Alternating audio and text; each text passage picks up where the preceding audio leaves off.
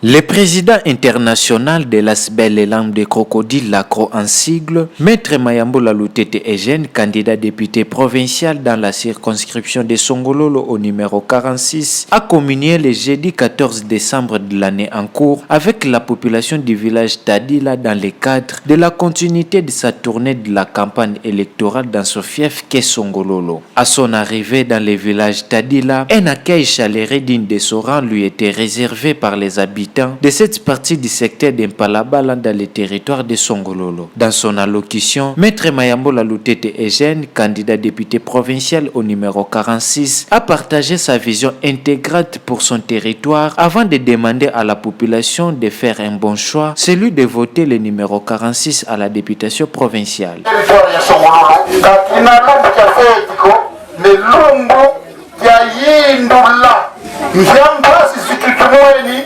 Mukoma vota bo bakondo no beto bukuni bo bakondo no beto wa utamu yao yai weto mwana yeto mpangi yani bodi dindulu vosika kwela kutu vovila yelenda sungika momo mena yeto kadi conseil tukuvana vo katulendi vota konsomundu ko députation provinciale fitisaya nani suvota mundrango ayibena salami siku kalenda salami siku myo mifikikulutani na vonge wana fota bokuyani teka noso kwani kalonguka gizari kwa kuna salami siku kama ambuke na bunu kena kulutani nanga kansi metre mayambola yani avoka yena salo kikatangila kyatani nanga bantu tuwisa ne yenga isavo députation provinciale ya Congo Central metre mayambola waveni kandidatila kili nonsola bonso mvo video beno ku Congo Central u territoire ya Songololo donc ilumbi kia kimbwele vonga yuvula kwa mapai nuyanga ele samu nuyanga leleko kansieki na kele 20 décembre wana nuvota numéro 46 au provincial Maître Mayambola Lutete Eugène yinga kinavo bambanyi bame vomfiokele kilendi zola kovo lokamba ngakanga vombanyi utan vota wavioka katika kilenda kutusani sako buna au niveau ya président nous vota numéro 20 Fachi Beton tuwisa ne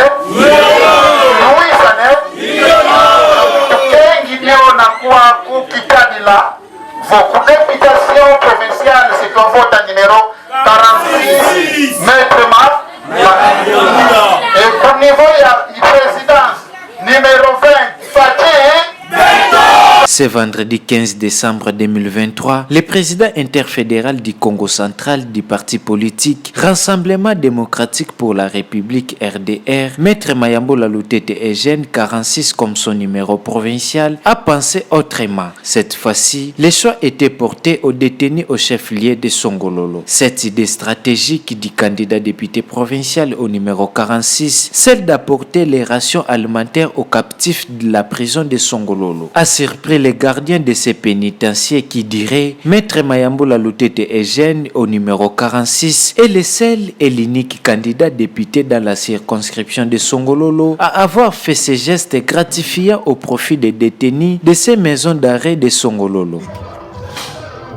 Bande bandaki nakanisi ezali mbala liboso bomoni bango moko nde baosala campagne baraisonne mpe lisusu ke non il faut tokoma awa na prison po ebele bazali awa bozwaki bakarte d'électeur te bozwaki yango te voilà donc ndenge bozwaki eza droit ya citoyen nyonso aza na carte d'électeur asengeli kosala nini asengeli kosala nini yango wana eza campagne lelo toyambi papa Mayambula Eugène. Il y a un candidat numéro 46, ça s'appelle Lelo Ayawa.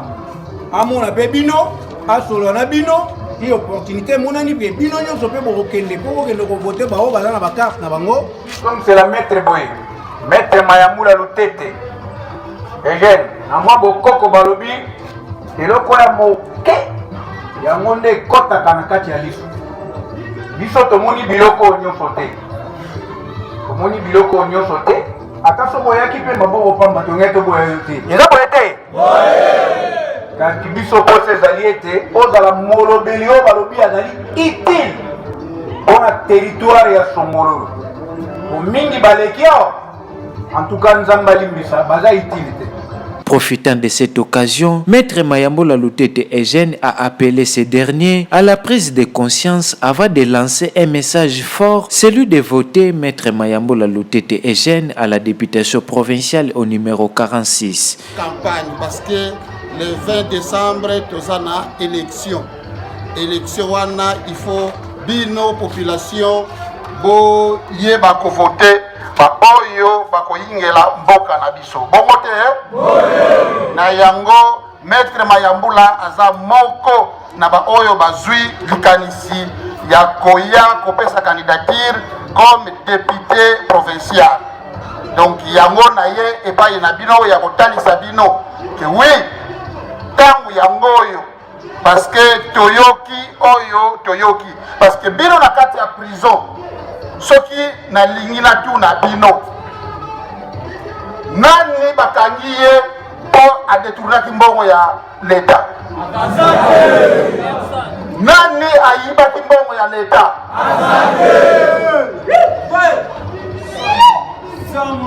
mais prison ezali mpo na mutu nyonso azosala mabe bongo te bongo sikoyo mpo na nini tomona kaka bato oyo baswanaki na bango babundaki ye nde aza na biso bongo oyo azoyiba mbongo ya leta place na ye wapi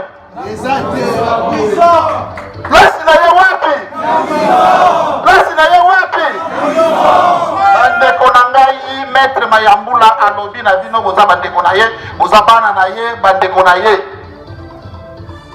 ndenge amoni bino boye aza ya kosepela te aza na mawa mais conseil na kopesa bino prison babengi yango prison mpona nini balobi pavillon ya rééducation. Donc na pesi bino conseil na oyo bamemelaki biso awa soki na ya solo ntango bozobima ezongela susu te bomene vi mosusu toyokani ye toyokani ye tozongela yango susu te ete tokomi elenge na vi na biso parce que toye kozwa éducation bongo te na yango ntango ozoya kotala bandeko na yo bana na yo il faut oluka oyeba ke ne fiske mai obayeba ke ndeko na biso mpe autaki awa bongo te yango tomemeli biso état de droit et continue ezwa makolo espanda kopona kaka te ke oyo bafingani na bango oyo bazalaki na bango na discussion bango bazoya kokota na prison mpe na 2024 tomona ba oyo bazokoyiba mbongo ya leta na prison bongo te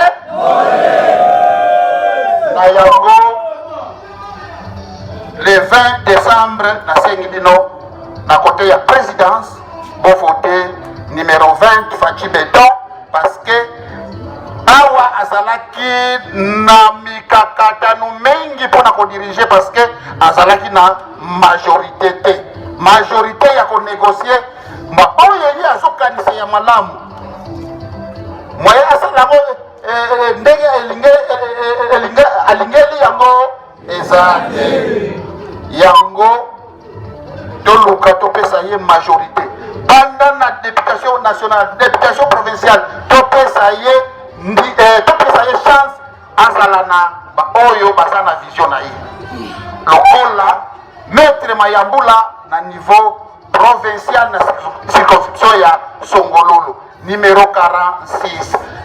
Est-ce que vous retenir numéro ya ndeko na bino? Numéro combien? 46. Numéro combien? 46. Na sepeli mingi.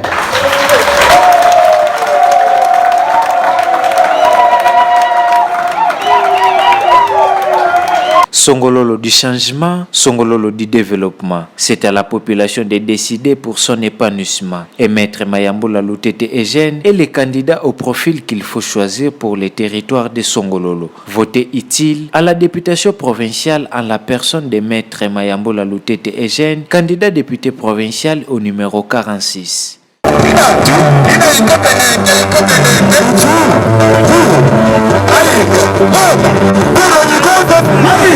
Mayambola papa moko bien. Mayambola papa moko sokale.